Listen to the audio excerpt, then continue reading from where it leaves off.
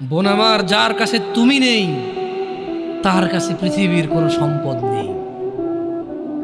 বোন আমার, 12 বছর 15 বছর বয়সে তুমি কেন বিবাহের পূর্বে আরেকজনকে তোমার শরীর ধরতে দাও? আর যুবক ভাই আমার, কি বলিস কি তুই? এই পৃথিবী আর পৃথিবীতে যা আছে এর চেয়ে মূল্যবান হচ্ছে এই মেয়েটা।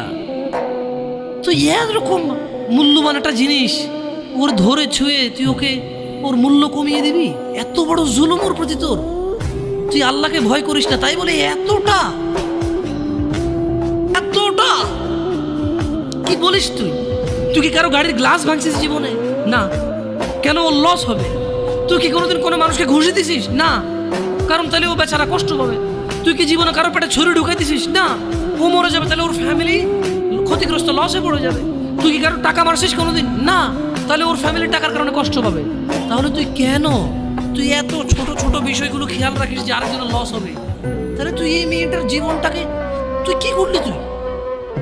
তুই পুরো পৃথিবী আর পৃথিবীতে যা আছে সবকিছু বিক্রি করলে যে সম্পদ হবে, সবকিছু অর্জন করলে যে অর্জন হবে, এর চাইতে মূল্যবান তুই ওকে সতীত্ব থেকে বের করে নিয়ে আসলি।